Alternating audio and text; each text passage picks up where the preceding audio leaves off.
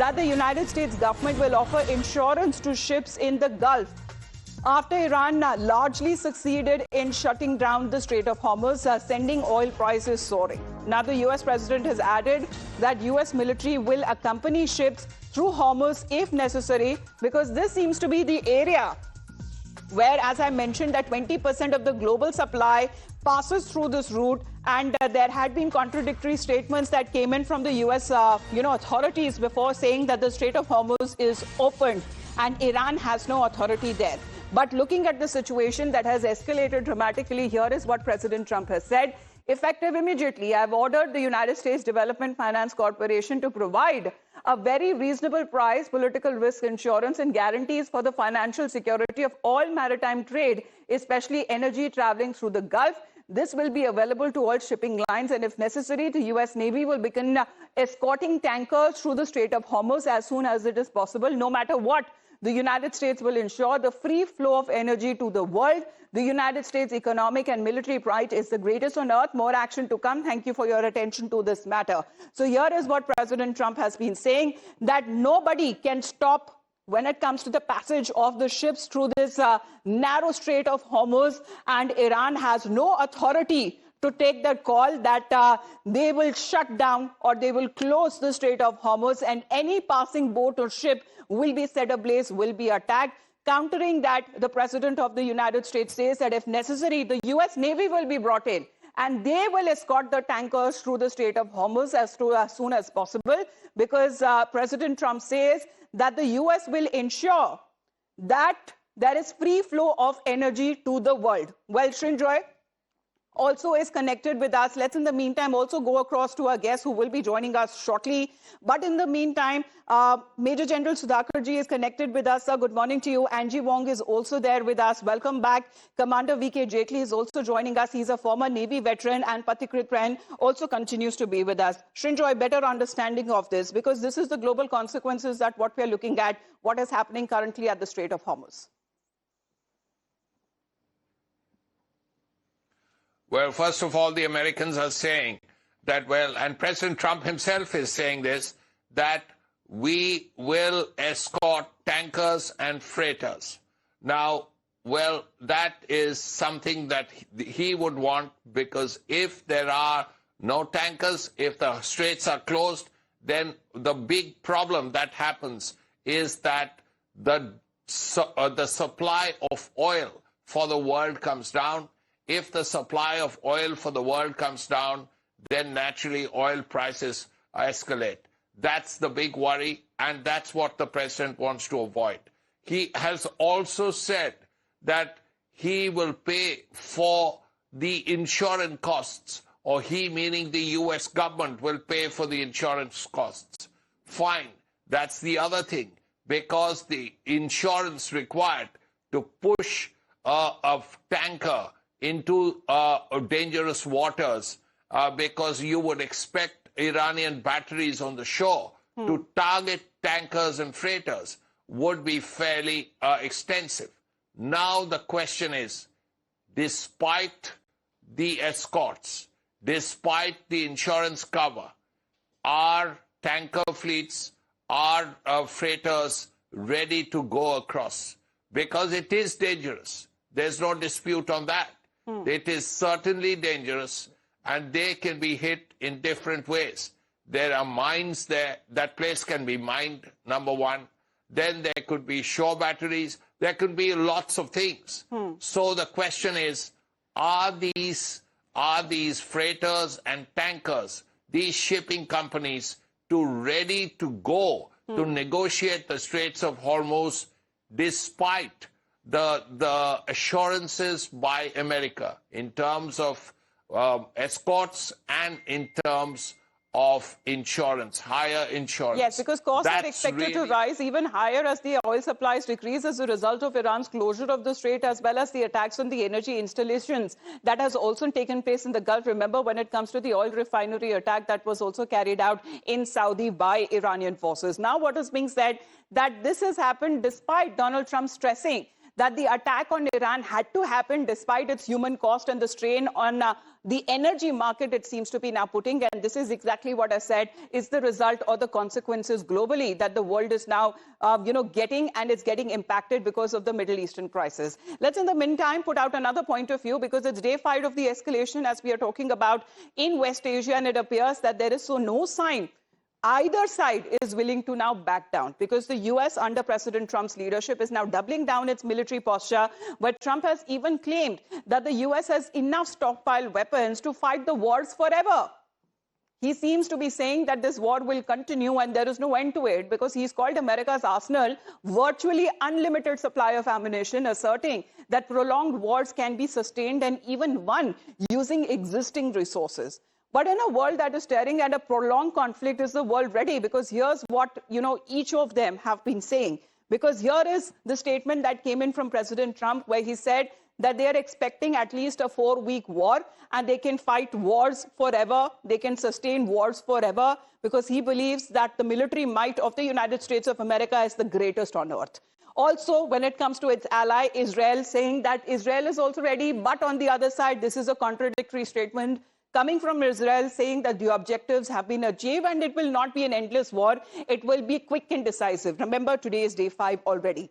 Iran, in the meantime, says that they are prepared for a long war. We are ready, unlike the US, but time will soon, and the arsenal will soon run out for Iran in the way as far as when it comes to the targets is concerned, because it's not just the US military bases, civilian infrastructure, but also when it comes to the Gulf nation and the allies of Iran that are now being hit. In the meantime, let's also talk about this escalation in West Asia. There seems to be a big claim that has been made by Iran's IRGC, saying that 10+ oil tankers have been struck in the Strait of Hormuz. And this is according to the threat that was given by the Iranian authorities, that they now seem to be executing it. Now, IRGC says that the tankers who avoided the warning, they have been struck, and Strait of Hormuz is now under complete supervision. More than 10 oil tankers were attacked in the Strait of Hormuz, and this is now coming in from the deputy political officer of the IRGC Navy. Now, remember the announcement that came in from Iran, that there will be no transit that would be allowed in the Strait of Hormuz by the Islamic Republic. The passage of oil, commercial and fishing vessels in this waterway has now become largely impossible. And this message that has now been transmitted from the IRGC Navy to the global shipping network, stating that the entire Strait of Hormuz is now under wartime conditions from the beginning to end, and there is a possibility of any damage to the vessels from the missiles or loitering drones. Therefore, the vessels should not pass this area. Let's, in the meantime, go across and get a better understanding from Commander V.K. Jaitley, sir, because as far as the repeated warnings that has now come in from the IRGC, it has now walked the talk, sir. Multiple tankers, it believes, have now come under fire. However, President Trump says that they do not have the authority to shut down the Strait of Hormuz, sir. What are we looking at, global consequences-wise? You are very right. Iran doesn't have the authority to close this Strait of Hormuz. They don't own it, though they control it from the northern side. From the southern side, Oman is controlling it. And everybody knows that now its width is around 21 kilometers. And the sailing channels through which the ship pass, that's hardly 3 to 4 kilometers. Now, with this report that they have already attacked around 10 tankers, now that is going to definitely discourage many tankers, despite assurance by President Trump that they will bear the cost of the insurance as well as they will escort these ships. I'm very much sure some of the ships companies will listen to Trump and they will go to Strait of Hormuz. Everybody is not that scared. See, there are around 200 oil tankers in that area, and they have been able to hit only 10 of them. Again, that report also may be exaggerated just to scare them. So keeping all this in mind, I'm sure some ships will continue to pass through Strait of Hormuz. All right. Well, because this is a risky situation. And so far, what is being said with the Iranian side, that more than 10 oil tankers apparently ignored their warnings, and they have been now struck with various projectiles and they have been set ablaze. However, President Trump says that if needed, then the US Navy would be put into action. There's another round of breaking update coming in. Let's talk about when it comes to the succession plan of Iran is now concerned. And despite the attacks, despite the elimination of the top leadership, Ayatollah Khamenei's son, Mujtaba Khamenei, has now been announced as Iran's new supreme leader. And this is coming in according to local reports there, as the son of late Ayatollah Ali Khamenei has now been named as the successor. And this also comes during the time when IDF has been carrying out its continuous strikes, especially on those areas and the compounds where the clergy was actually meeting to reportedly, they struck a building that houses Iran's Council of Experts in what is now being described as an effort to disrupt the process of appointing a new supreme leader. So, particularly, does it mean, even when it comes to the announcement of new leadership, that further raises fear that they too will be eliminated, they too will be in the hit list?